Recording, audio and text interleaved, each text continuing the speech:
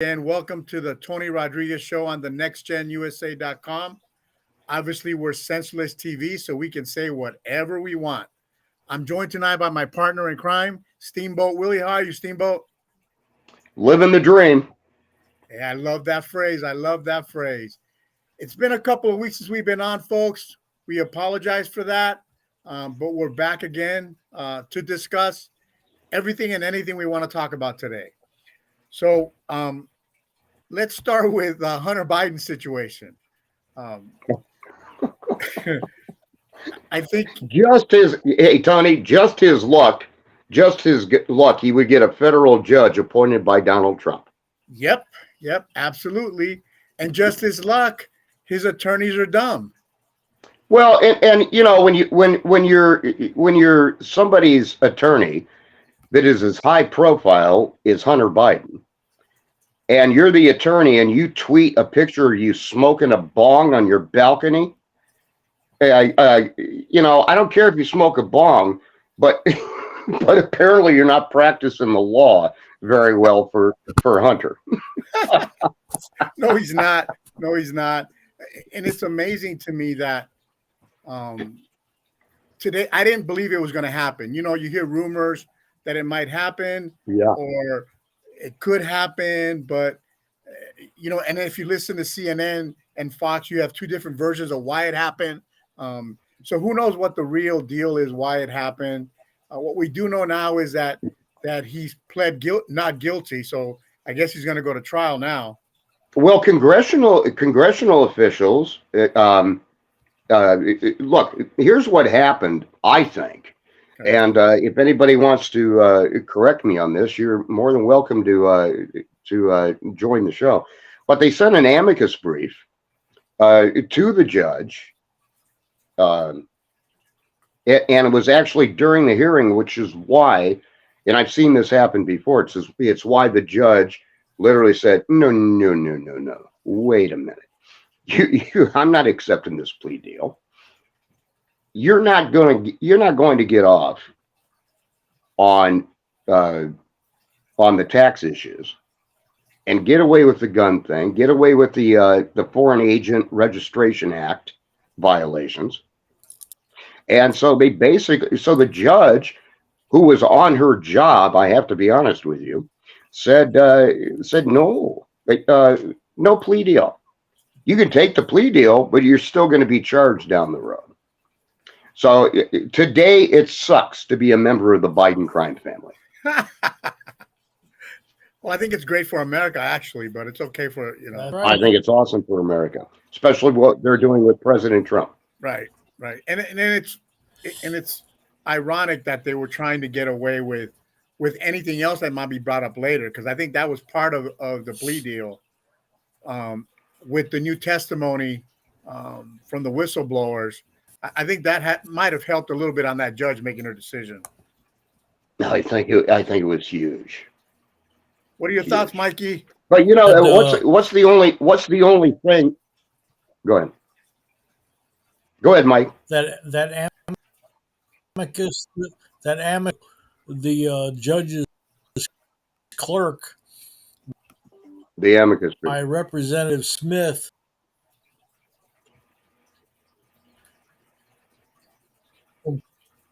What did he freeze up? And Hunter, they tracked the phone number down that it went to, and it came from.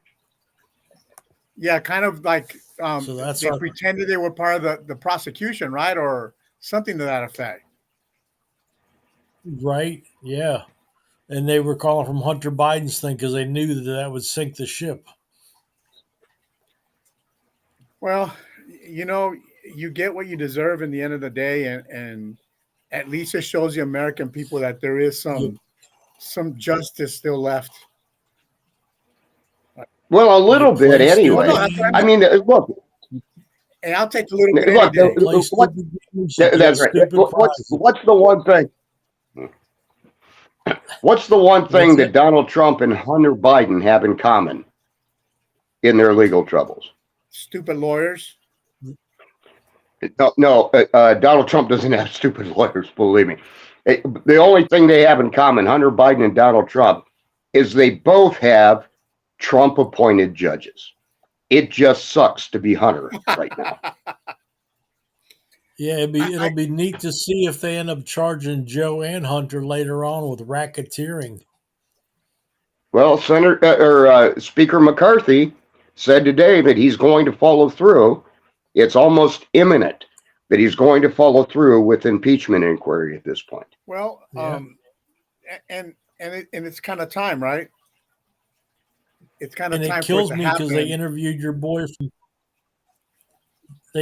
your boy from California, Adam Schiff, and he said, "Oh, they're just fabricating stuff." And I'm going, "Yeah, this is coming from the biggest fabricator of them all." Talking about out of the horse's ass's mouth. You know, and he must. I don't know what world he lives in. I seriously don't. California. He lives in his own little world. But the king of fabrication is talking smack. Unbelievable. But it goes, hand in hand. I think the speaker finally is looking to do something that he should have done. I'm sure he's getting a lot of pressure from certain Congress people to push that through. Of course. Because I remember a couple of weeks ago he said, "No, we're not going to do that," and all of a sudden he's changed his mind. So I'm glad he's mature enough to change his mind and do the right thing, or at least try to do the right thing. Well, he got rid of Speaker McCarthy got rid of his gender blockers. he grew a pair. Yeah, they must have dropped. Did you see Mitch McConnell today? Yes, I was going to bring that up. I was going to bring up Mitch McConnell. Finally went through puberty. Yeah, Mitch McConnell looked terrible. He looked as bad as Joe Biden today. Yeah. That was sad, though. That was really sad. Somebody should tell him to retire. Really. It's the same thing with Biden, right? Chairman Biden. Look. Same thing. We know he's not there mentally most of the time. He just talked about. And Senator Dianne Feinstein, too. He just talked about the other day. She's barely mobile. Did you hear the comment that Biden made a couple of days ago about how he cured cancer? Yeah. He started that committee when he was in the VP's office. When he left, he says, "I'm going to work on helping to get cancer done." And I guess he's reverting back in his dementia mind. Speaking about him being vice president, speaking about Biden being vice president, the evidence is just building up against Hunter Biden and Joe Biden on this thing. Right. Because once Joe Biden left the Naval Observatory, which is the official residence of the vice president, once he was no longer vice president, Burisma cut Hunter Biden's salary. What does that tell you? It doesn't take a rocket scientist. Yeah. There's so much nonsense in government that it just blows my mind how people continue to vote for these same jackasses over and over and over. Well, you're right. I mean, there's no excuse for it. Some of the American people are what, Will? Stupid. Stupid. Dumb as a box of fucking rocks. You would think, though, that, I get it. But not that they're stupid, lazy. I would say, or as Tony says, apathetic. I would say they're apathetic. You only have to slap me once or twice before I wake up. I would like to see somebody ask Joe Biden, the War of 1812 was in what year? Just to hear what he has to say. As much as I dislike the man, I feel really sorry for him. I do too. I do too. And Mitch McConnell as well. Some of these guys need to go away. I'd like to see his phone records to see how many times he called Barack Obama every day. Well, because that's who's running the show. I don't think he called Barack. I think Barack just sends him a memo. This is what you're going to talk about. Don't screw it up. And then when he goes offline or off board, then Obama's flipping out. But talking about Obama, think about this. How does a young senator like him get so entrenched, right? And he started all this. He started all this division. Oh yeah. You're talking about Biden, right? Oh no, Obama. No, Obama. Obama. Okay. When he was on his campaign trail, he said he was going to fundamentally change America. Well, he's done his best. He's doing quite well, as a matter of fact, at this point. Well, we got some frontline fighters that are going to say no. You know, it's like Ronald Reagan used to say about saying no to the government. Sometimes it's like a woman protecting her virtue. Sometimes you just have to say no. Not tonight. And not tomorrow morning either. Well, that's what Nancy Reagan said. Just say no. Yeah, well, that didn't work out so well either. Let's not even get into the drug deal. Yeah, we got a fentanyl crisis in this country that Nancy Reagan never saw coming. And God bless her. And thank God we got some candidates out there like Donald Trump, Tim Scott, and others who are saying, you know what, we're going to take down the cartels on this thing. And you really have to. I mean, there's no choice. This is an act of war. You have 100,000 young people dying of fentanyl overdoses every year in this country, just within the last 12 months. And you've got to understand that these cartels have literally declared war on American culture. And so, you know what? You want to declare war? You want to use a back door to try to kill our people? Well, guess what? We got something coming for you in 2025. You know, it's sad that it's taken all this for some of the parents to wake up. You know, because I'm more worried about the children, right? If you're an adult and you make a choice, that's on you. You're a grown person. You're an adult. But kids, they really don't know right from wrong, right? I can't even imagine when I was 16, the stupid decision I would have made at 16. Right? Well, I mean, what did we even know in our 20s, Tony? Yeah, well, lucky for me, I joined the Army and they slapped me around for a couple of years. Well, so. that's true. You do have that. It just watching what happened in Glendale was invigorating for me. Yeah. Because parents got angry, right?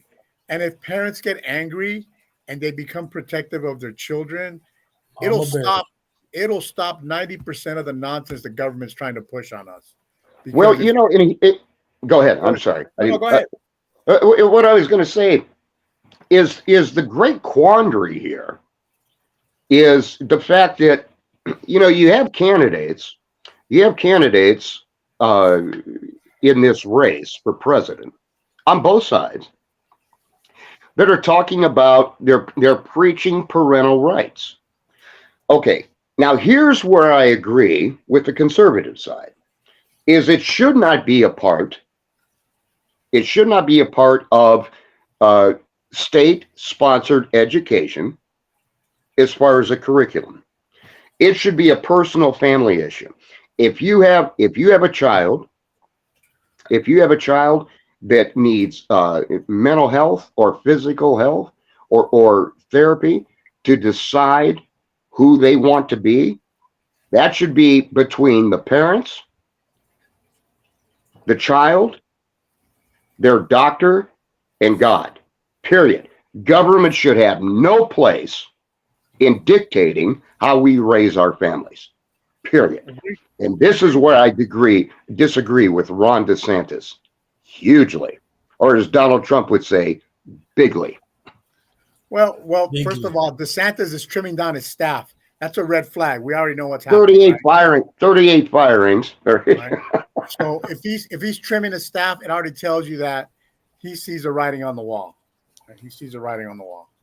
The only other candidate that's getting a little more support is Vivek, right? Because he's not boring. He's not boring, and he speaks his mind. So, I think. Well, and Vivek also is the only one that is out there defending, the only one out there really defending Donald Trump and criminal justice reform. He's the only one with maybe he's young enough that he's stupid enough to actually take this on, but I admire his tenacity. I don't think he's stupid or young. I think he's on point, and he knows he's on point. Yeah. And he's not going to let the old Republican Party forced him to follow something that he doesn't believe in. That's what I like about him. And when he first started running, I told you guys, I was impressed, right? I mean, I don't like his connections that he has in the past, but considering everybody else he's running, he's probably the second best candidate on the Republican side. He's doing really well, and he resonates with people. When they see him in person, he resonates. And I was looking at a poll this morning, and I think it was CBS that reported it first. Was that Robert F. Kennedy Jr.'s favorability rating is the highest of any candidate in the presidential race, including Donald Trump. I think they're pretty close, Donald Trump and RFK. But yeah, he's just after his town hall with Sean Hannity the other night, RFK resounded. And of course, the DNC is trying to shut him up because he's a huge threat. He's a huge threat to the DNC. Well, yeah, he is. And look, at the end of the day, they're not going to support him. And since the DNC controls who they choose, he's in trouble in that sense. Well, here's the thing. Here's the thing that is plausible, and I'll let you guys debate it amongst yourselves. But if RFK's popularity as a Democratic challenger to Joe Biden is that high, favorability-wise, and Donald Trump is still surging in the polls with regard to the Republican Party, and then you've got this no labels, unity ticket movement, why don't they just do what they need to do? Take over both parties. Donald Trump set out to reinvent the Republican Party, and it was long overdue. And that is that's why I call RFK the Donald Trump of the Democratic Party. And Trump likes him too. So you may see that Trump RFK ticket, which could be interesting. Well, could be well interesting. Imagine that Trump ticket against Newsom and whoever he chooses to run with him. Because come on, guys, I've been saying this for a long time. I still don't believe Biden's going to be running for president. I think they're going to take him out one way or the other. I think he'll bow out. I agree with you 100%, Tony, and Mike too. Agree with both of you. So it's going to be funny watching Newsom compete against, what's her name? Oh yeah, Kamala Harris. Kamala. Yeah. Okay, well, we already know where that's going to go. Right. Yeah, Newsom could well be the nominee because Kamala Harris can't put a coherent sentence together if her political career depended on it. Exactly, yeah. Well, she's got her talents, but her talent is not politics. No, and we're not going to get into her talents because we don't want to. She has an oral talent. This is a family show. It's just ridiculous. So back to Kennedy. You hear a lot of stories from his own family that they're against him. Why do you think they would be against him publicly? I'll tell you why. Mike, you want to take that question, and then I'll weigh in. Because they're in a neighborhood where they lean far left and south, where he could learn the people in Alabama. And that's why he kind of hung down in that area, learned the differences in the morals. Sounds like Robert F. Kennedy Sr. Yep. That's the difference. The rest of these Kennedys, they can criticize them all they want because they love to play the DNC game. They love to keep the Kennedy name. But you know what, gentlemen, I agree with Mike Riker and Tony Rodriguez on this thing, is that if Robert F. Kennedy Sr. and John Fitzgerald Kennedy were alive today, they would be Republicans. Yep. Yeah, they would. There's no doubt. They cared for the Republic. They cared for the people within the Republic. And regardless of what anybody thought about their personal lives, when it came to business, they did their job. And right. Which is really all I really want. I don't care what you do behind closed doors. I just want you to do your job. Right. make decisions. I don't care what the American people, and you have brought this up, Tony. You brought this up more than once when you were serving in the military. You didn't care if somebody was gay or straight. You all had a job to do to protect this country, do your job, and keep the infrastructure of our national security intact. And I feel the same way about the American people, and I feel the same way about those candidates running for office. I don't care what you do behind closed doors, and as long as you're not taking bribes from Ukraine. Right, I agree. Or Romania or Russia. I agree. And when I met you, you made this comment to me, and I live by it now. That government starts in your home, right? And it's really true. And if I learned that the hard way, though. Well, it doesn't matter how you learned it, but you got it right. And that stuck with me from day one. I think we keep forgetting that our families come first as a nation, as a republic, right? We try to cater to certain groups, organizations, and not think about the family unit anymore, right? Because we want to disrupt it. We don't want to have the nuclear family anymore. We want to have, I don't know, whatever kind of Barbie and Ken family bullshit. Yeah. The split pea family. There's nothing wrong with a father and a mother, or a father and a father, a mother and a mother raising their kids the way they want to raise them. Doesn't matter. That's right. Right? Because well said. It's not about religion. It's about the family itself. And if you teach people values, it doesn't matter what their sexual orientation is, or they're gonna do the right thing all the time. None of this nonsense. Kind of like, I don't know if you guys saw a post. I posted AB, I think 665 in California, another bill to take rights away from parents so that a 12-year-old can make decisions. First of all, most 12-year-olds have shit stains in their underwear. They can't even wipe their ass properly. And we're going to allow some 20-year-olds do too. Yeah, that's true. That's true. So what are we going to do? But you're absolutely right. You're absolutely right. And I saw a thing today that really, really nailed it for me when it came to you, Tony. And it was a logo, Tony Rodriguez, Families First. This is what we need to get back to.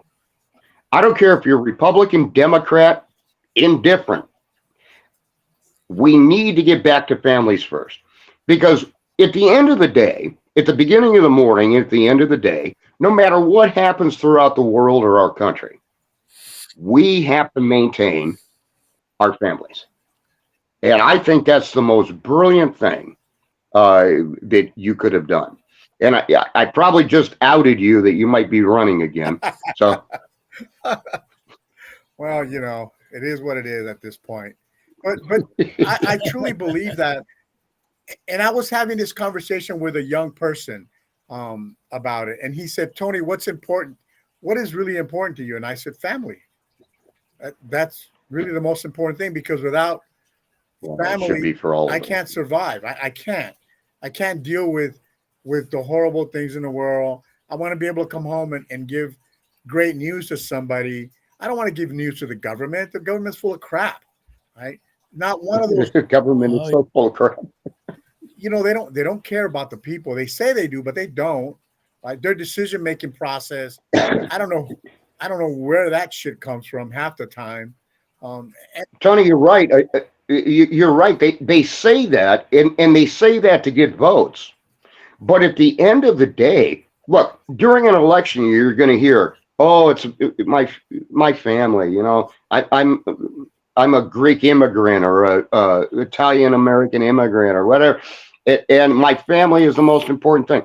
And then what do they do? And let's just talk about Congress for a minute. So you spend a good year raising money and getting to Congress. The next year, after you're inaugurated, sworn into Congress, you spend a year trying to figure out how things work in Congress, and then 2-year term. And then your very last year, you're out there raising money for the RNC and the DNC and still telling people, and taking a lot of special interest money too. Well, and so this is the vicious cycle of politics. And the American people need to wake up. Like you said, Tony, and Mike too. The American people need to wake up because it really is on us. Oh, yeah. We can blame every politician sitting in office. Somebody put them there. Here's a great example of how much money a person can make in politics. How much do you think the net worth of Barack Obama is right now? Oh shit. I couldn't even touch that. Yeah. It's got to be monumental. Okay. So he's worth $70 million. 70. Now we know he didn't make $70 million as president with salary. Not at a $400,000 a year salary. Right. So again, the question is, how do these politicians become multimillionaires? He only served 8 years. Yeah. 8 years. So you take 400, unless he invested really well, you take it, but you still can't do that. You still can't make that kind of money. But then how, and here's a great example. How does somebody like Congresswoman Maxine Waters, who literally represents a district that's in the hood in Linwood, but lives in a different district, lives in a mansion. How do you go from having nothing to becoming a congresswoman and literally living in a $4.5 million mansion? Well, let me explain. Wow, you've got homeless. That I could talk. I have specific knowledge on some of her dealings. I will tell you this. I bet you do. Her daughter, again, you guys know I'm in construction staffing. Her daughter runs a program that's funded by the government to train people on construction work. They provide hard hats and gloves and training, right? Then according to them, they try to place these people, right? They hardly place anybody. And anybody that we came across, it was just a chuck and jive game that they were doing, making money off the federal government. Her daughter became a millionaire based on that. Yeah, and you know, to bring this up, because you just brought up a great point. And this kind of corruption is exactly what we're seeing with Joe and Hunter Biden. Throughout. Joe, look, Hunter Biden sent out a memo complaining about his father wanting kickbacks. Now, that's not evidence. I don't know how that's not admissible. Well, but the thing is, today I also saw a report where the Small Business Administration was taking federal funds during the COVID crisis and handing out grants like crazy. And so you got convicted felons, you've got human traffickers, you've got a guy that was sent by the Small Business Administration because they had to spend their money according to the federal government. Right. This guy bought a boat, he bought a brand new car and a brand new house and didn't do a damn thing. And it was supposed to be COVID recovery. And this is this thing that Biden has, Bidenomics, they're calling it. This inflation reduction program under Biden is actually increasing inflation. Yeah. It's ridiculous. Yeah, it's stupid. People won't buy cars. They won't buy houses. The food prices have gone up. Gas just went up 4 cents overnight. Well, remember, and the Federal Reserve today raised the highest interest rates in 22 years. They sure did. While the American people are still trying to recover economically. And this is Bidenomics. Hey, Biden, here's to your economics. And they don't get it because they say, oh, wages are high. Well, then you got inflation. So it never actually meets. It's always exactly the point. Well, exactly. But you're right. Go ahead, Tom. No, you guys are right. Kind of like what happened in California, where Newsom gave all that money, unemployment money, to people that were in jail, in prison, people that didn't earn it. I think it was like $33 million that from COVID relief money went to 200 billion across the country. Ridiculous. 200 billion, Tony. It's just sad. Gone. They just held a press conference today outing this thing. And COVID, and we all agreed that COVID was a fucking scam. Well, that excuse my no, it was more than a scam. It was a test trial to see what they could control. That's all it was. Well, that's true. That's true too. Right. So it ran in tandem. You're right, and it worked because they realized there's a lot of people. I'm going to call them milquetoast people. That, oh my God, I'm afraid. Oh, the government said is the right thing to do. Right? We got all these people now having heart issues. Right? All these young people with heart issues right now, strokes. People need to wake up and understand that the government is not the answer for everything. The answer is us, not them. Yeah, it's like, the one thing I have to agree with Governor Kristi Noem and Governor Ron DeSantis on is those states refuse to take their kids, uproot their kids out of school. And those states that did that are dealing with more mental health issues and stress issues with regard to their children than South Dakota and Florida. And so it was mismanaged. You can't get kids to pass math or reading, and they're just passing them through. If you go to Oregon, you don't have to pass math, English, or science to graduate. So it's not a requirement. So welcome to the Republic. Yeah. Right. So, but I think, but we laugh, but this is some serious stuff, and and if we don't copy what happened in Virginia, where the parents just said enough is enough, at least in California, this will continue to continue. It's not going to stop because we keep electing people like Weiner as an assembly person who comes up with all these idiotic bills that people don't find out about these bills until they're being voted on. I heard a thing today that really resonated with me, and we've said it on the show before. We just didn't put it in these terms. But the definition of a conservative today, in our era, the definition of a conservative is common sense. Yeah, and that, if you have common sense, you are labeled a conservative. Yeah. And the Democrats just want to have the dumbing down of America. Well, you can control. Well, they've been working on it for a long time, and some rhinos have helped them get the job done. So we need to get. Oh, that's what I wanted to ask you, because you're the only two guys. I sent it to you earlier. You're the only two guys that didn't answer. Who's the only Republican woman that wishes she was president, but will never be?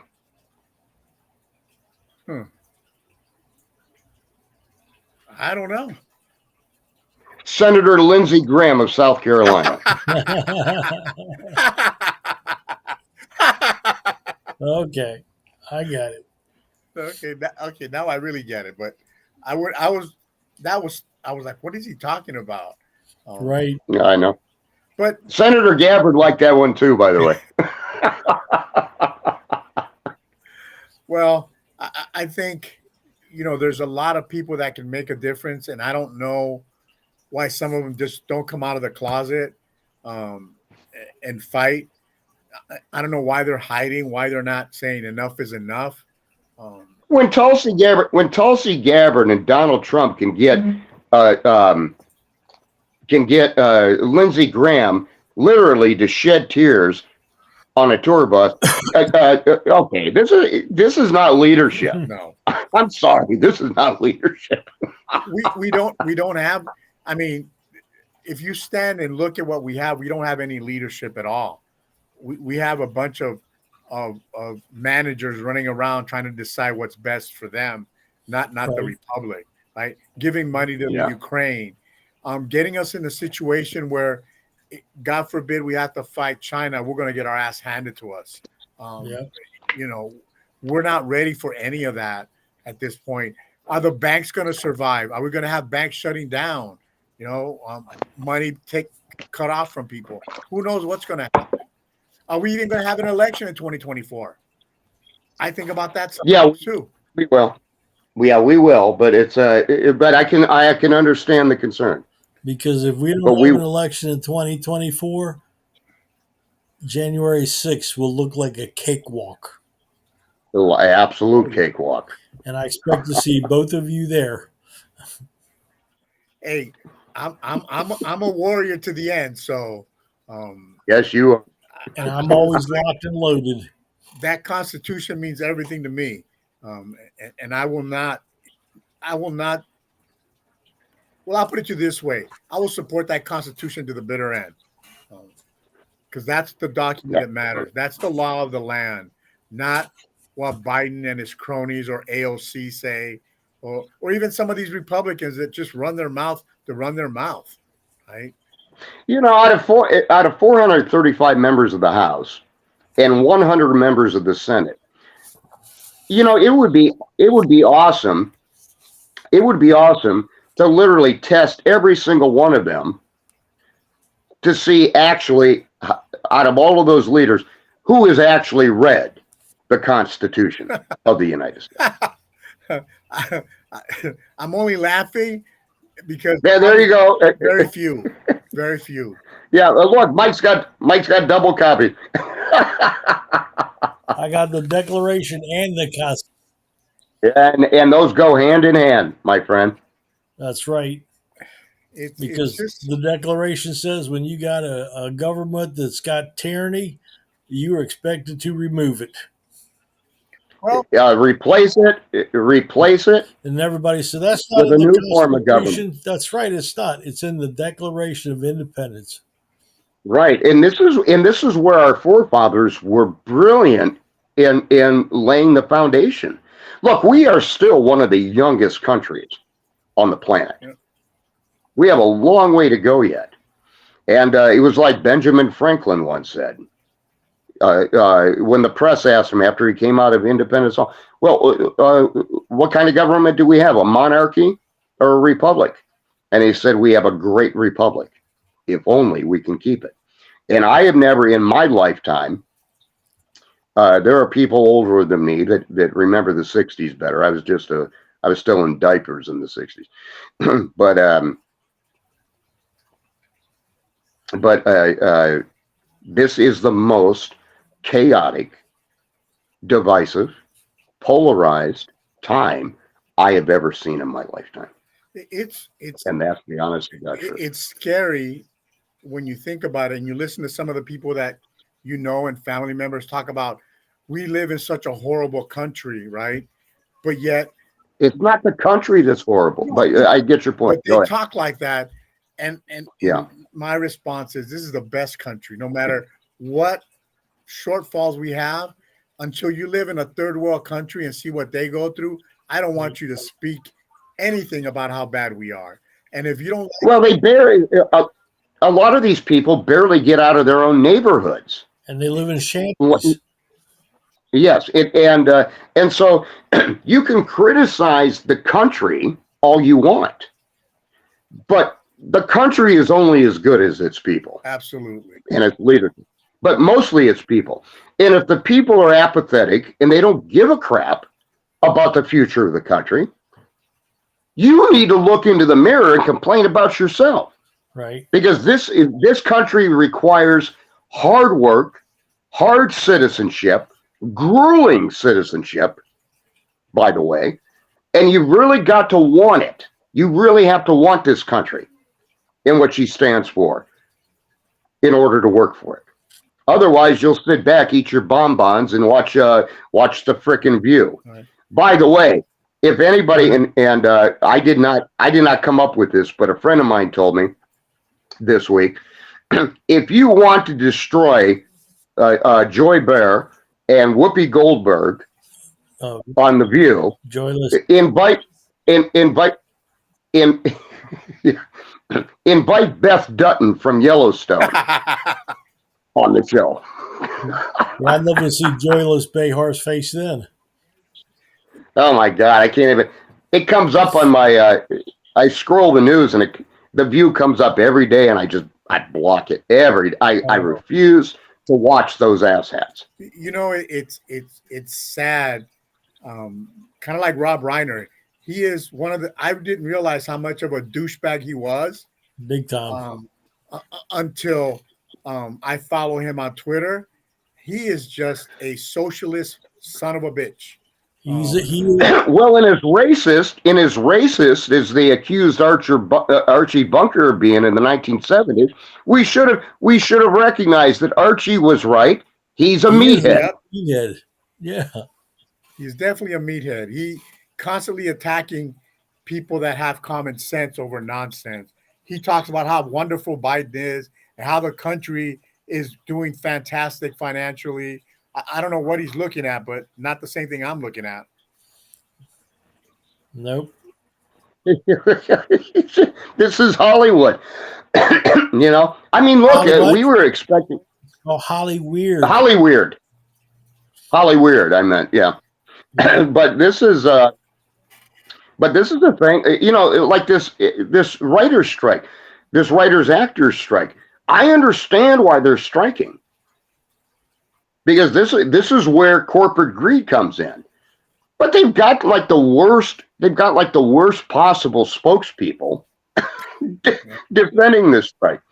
And you and I, Tony, were expecting a guest at the end of the month, Senator Mike Gafford from Hawaii, and his conference was canceled because of this strike. And on top of that, Canadian Vancouver, British Columbia, the studios up there, which they use Vancouver right as a little New York. They film a lot of New York scenes in Vancouver, but they had to shut down too. So the economic impact of this, you know, the producers and the studio heads, they need to come to the table and resolve this thing. Absolutely. And maybe got the cameramen and the grips and everybody else that are affected.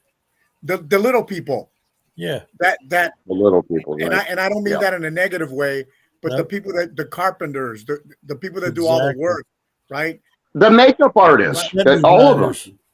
Because it doesn't affect. Yeah, you know, 70% of Hollywood are middle income or less workers. This is why the union is pertinent on this thing. No, and I agree, but you know, it doesn't affect people like Tom Cruise or Jennifer Lopez, all these people that make millions. It doesn't affect them. It affects those people. Again, we go back to who it affects: the families, right? The people that work hard to support their family, the people that work hard to put their kids through private schools or even public schools, right? Yeah, my cousin's a cameraman out there.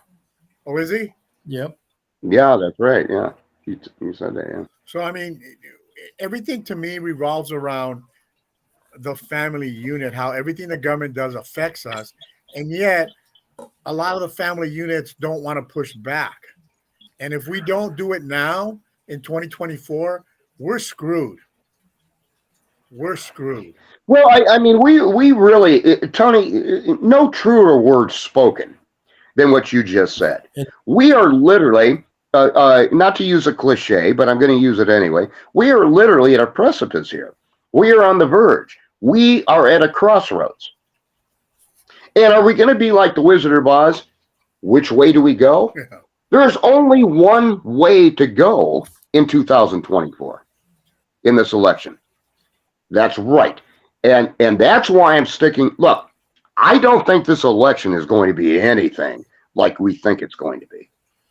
Everything in this election has literally altered the political culture of our country. If people are opening their eyes up a little bit more, and I can see it I'm on the neighborhood, I can see by the conversations that go on there that the people are tired of the crime. They're tired of the food prices and the gas prices and who's going to watch my kids, and it's a nightmare. I talked to a girl today who works for the police department. She said they want to put the police on 12-hour shifts, which will just exhaust you. That'll take away from their part-time jobs where they make a little extra money. Clerks, they have 5 clerks, one for each shift. they've only got 3 now, and they're gonna think about closing full-time police stations in the, let's say, the better neighborhoods. The outlying beltway stations are going to be the only ones that are open. It's ridiculous. I'll tell you, I've been working in the downtown LA area, the Rampart division, and I'm sure you've heard of that one, Mikey. Yep, right? I got a friend out there. Poor bastard. Every day that I've been down there, the helicopters flying, and then I get alerts on my phone: a shooting in Burger King about a block away. Right? Violence in the Rampart division, and it's a low-income neighborhood. But if we keep cutting police, these people are in deep trouble. They're not going to be able to come out even during the day. And that's another lie from the far left. I call them the neo-left, the neo-leftists, because during COVID and the George Floyd thing, when they talked about defunding the police, first of all, that's stupid is holy hell. Defund the police, right? Okay. And so what was our solution to that problem? Our little think tank here. No, you refund the police, you give them better training. Look, I watched in 1 week while you were in Florida, Tony. I watched that week you were in Florida. Oh, I'm sorry, I meant undisclosed location. I watched two police chases, which LA is known for. Actually, Fox News should just create the police chase channel. Yeah. Because that dominated. But this one guy, everybody was mesmerized. This one guy, he hijacked one car. The police chased him in the helicopter for 20 minutes. Literally went into a gas station, hijacked another car, went on another 20 minutes. And I had never seen, I mean, I was really impressed with law enforcement because they're restrained. But after he hijacked the third vehicle, they said, okay, we're putting an end to this. And they pinned him in. And damn if it wasn't a young kid. And I would be charging their parents with the money that it costs to fuel the helicopters. Oh no, but he was still young. He was still young and dumb. Yep. But he's going away for a long time, this kid. Well, you'd hope so. And you would hope so. I got a guy here that I put away for 10 years. 1 year later, he was back out. Then he got arrested again. Life sentence in federal prison. You know where he is now? Well, he's living in his home, a home down the road from me, because he had COVID. So they said, well, this carjacker, if Gascon is his prosecutor, we'll see him next week in another police station. It's LA, so in LA everything is possible. LA County is wide open territory, and we keep talking about defunding and then spending money on these nonprofit organizations that are supposed to help the homeless, right? Maybe we need to stop giving money away to these so-called nonprofits and start thinking about doing the right thing. We have mental health issues. We're not dealing with that.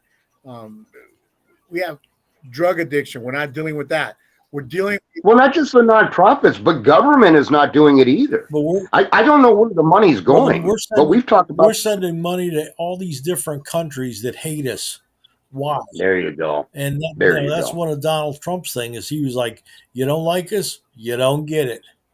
So well, it's like we talked about the last time Tony hosted this show. We were talking about the weapons that the Biden administration has sent to the Ukraine, the cluster bomb. Yep. When his own administration said cluster bombs are inhumane. Right. So if anybody thinks Donald Trump is a friend of I mean, this is just stupid. Stupid. And when the government decides they want to take away weapons and ammunition from people, what do?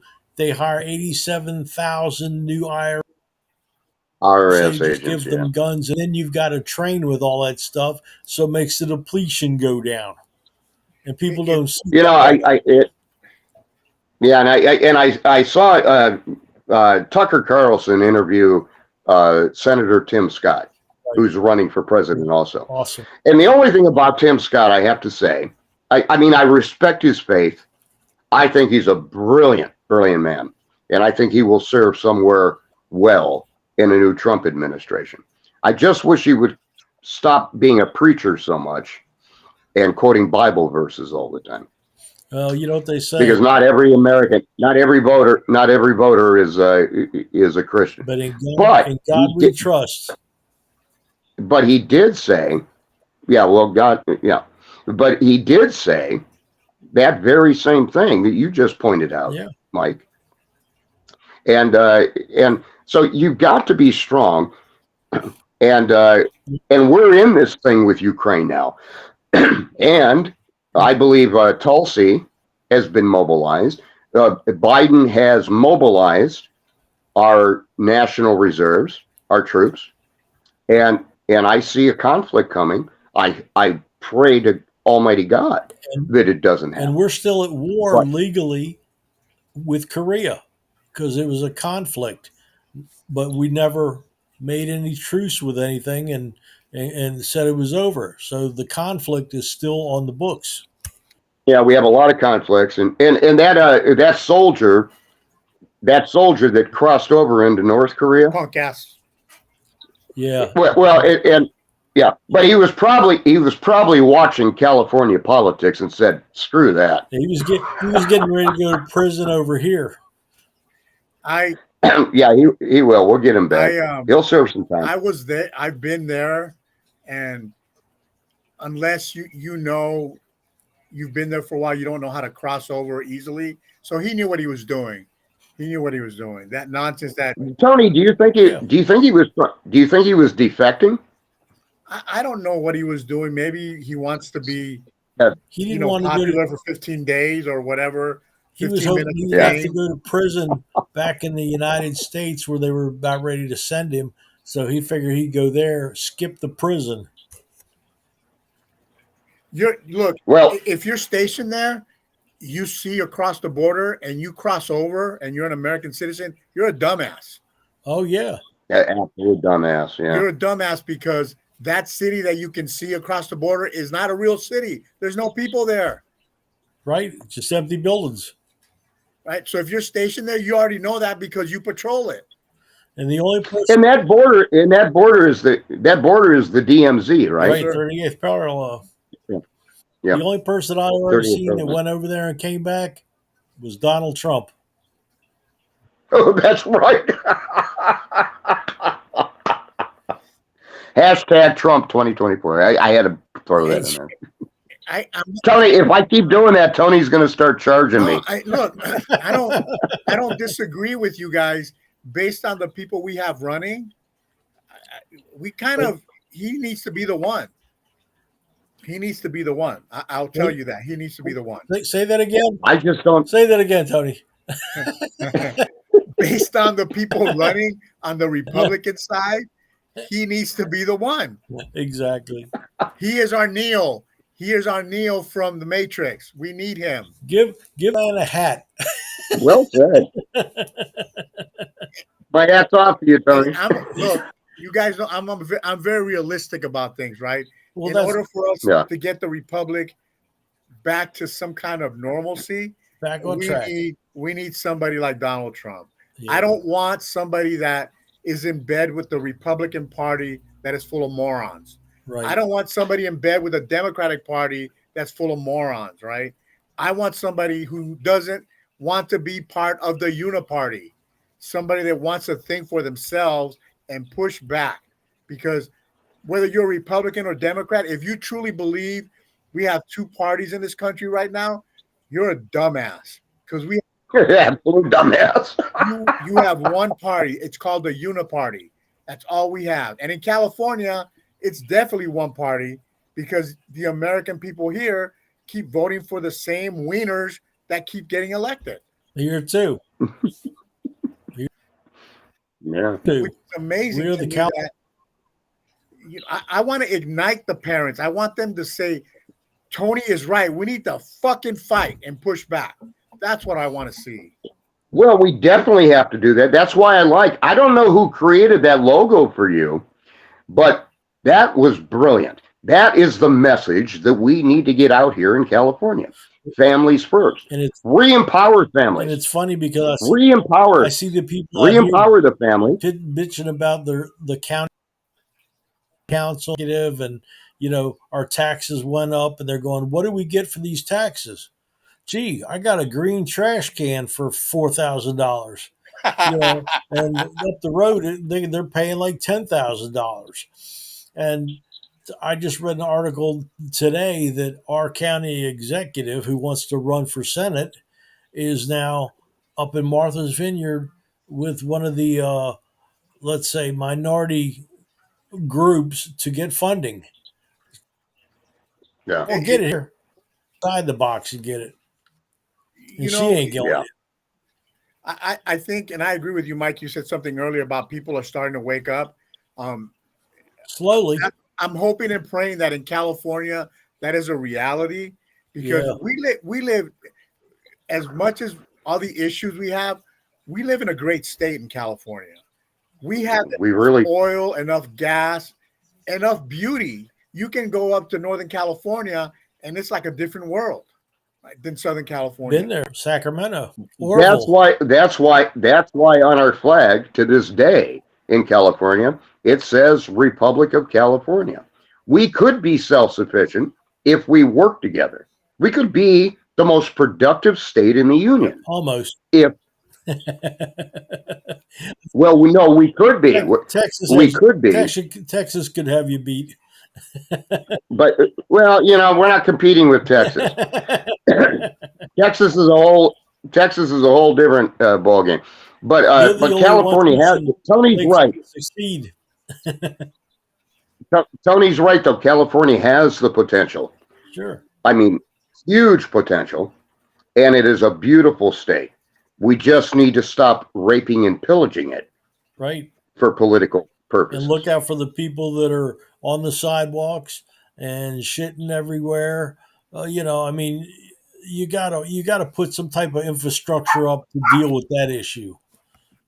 Well, there are plans to do that, but we have to recognize this homeless crisis is more than just a homeless crisis. You need to take a step back.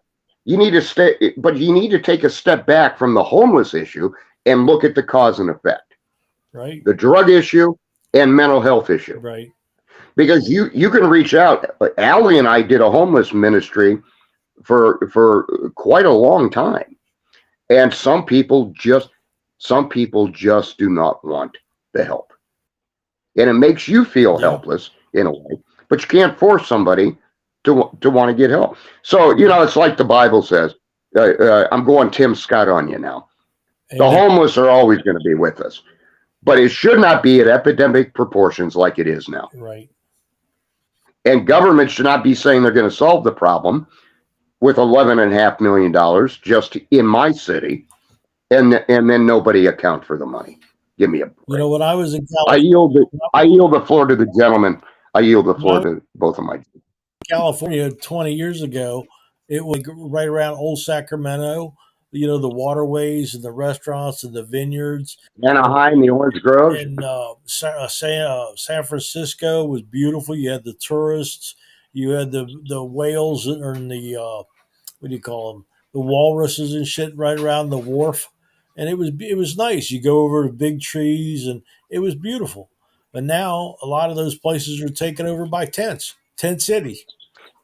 Hey, I have to say this one observation, Tony. Yes, look at Mike Reicher's screen. Tell me he doesn't look like a cop sitting on the engine hood of a school bus. No school buses. And when we talk about homeless, and again, and I know you know this, Will, but I don't know if you know, Mike, I think it was 4 years ago, LA approved a bill. I think they called it Triple H, $4 billion to support the homeless people. And to this day, you told me that. And to this day, they can't figure out where the money went. There's no record of where that money went. They're looking in the wrong pockets. Well, that's a true statement, but it goes to show you that there's no accountability. We as voters need to hold our politicians accountable. If they promise something and they don't produce, you're out of here. Bring in the next victim, right? That's the way it should be. But we don't do that. We keep electing. How many times did we elect Garcetti? Twice or 3 times? I can't even remember, right? And that was his baby, right? Now we got Karen Bass who's promising the same thing, but still no action. No action still, right? Now the words are cheap, and the situation is becoming more grave every day. So Washington D.C. is now hiring policemen if you have a green card.